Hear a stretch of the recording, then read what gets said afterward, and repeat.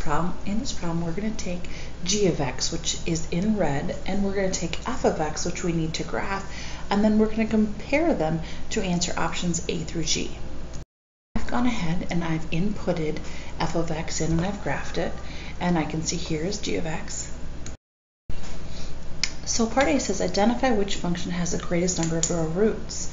Over here, real roots, we have at -5 and at 0. So g of x has 2 real roots, and f of x, my graph, also has 2 real roots, so they are equal. B says identify which has the smallest real root. My smallest real root for g of x is -4, and if I can see here, it appears to be -3 and -1, but let's check. Second trace value, that is true because y is 0. Second trace value, that is also true because y is 0. So in this case, which one has the smallest real root? So -3 or -4. I know -4 is smaller than -3. Correct answer would be function g of x has the smaller or the smallest real root. Which one has the largest real root? So -1 or 0. 0 is larger than -1. G of x also has the largest real root. Identify which function has the greater minimum value between -4 to 0. So we're only going to focus on one particular area of each graph. Darkened in the graph from -4 to 0.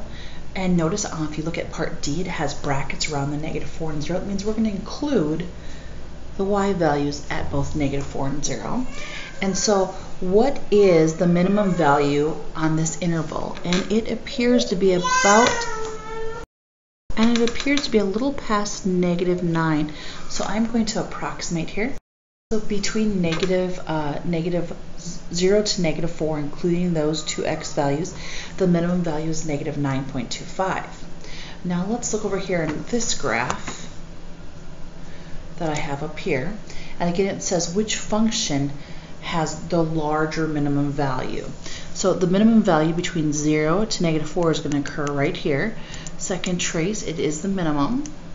Left bound first, followed by a right bound, and then back to guessing the center.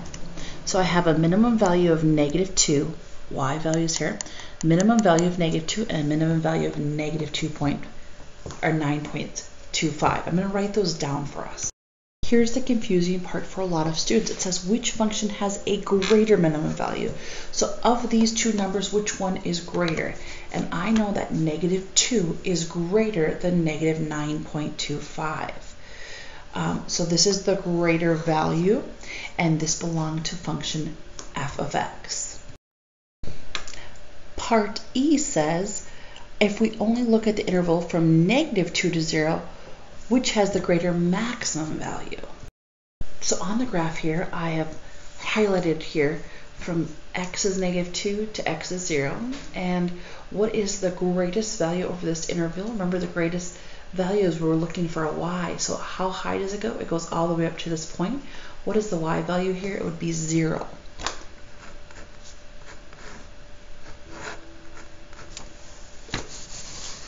Now let's look at the graphing calculator. So again, this is from -2 to 0. So if I just follow along here, here's -2. What is the highest point or the maximum point from -2 to 0? It would occur when x is 0. What is that value? Well, second trace value, when x is 0, the highest point is 6.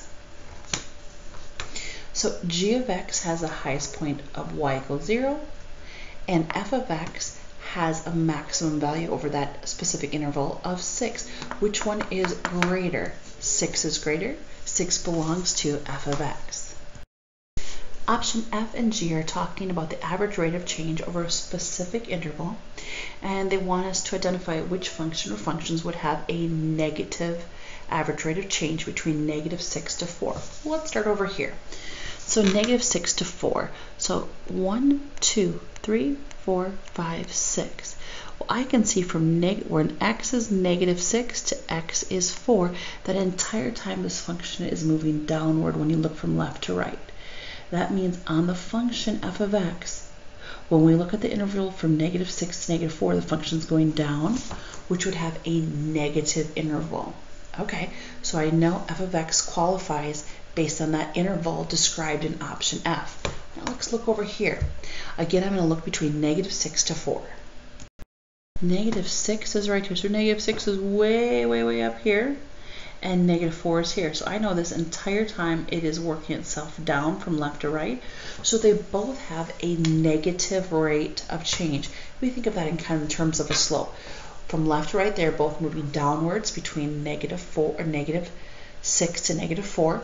So the answer for F would be both g of x and f of x.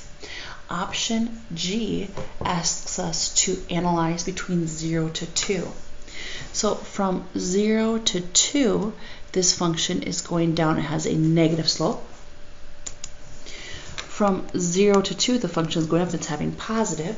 And option G says identify which function or functions have a positive average rate of change. In this case, it would only be f of x.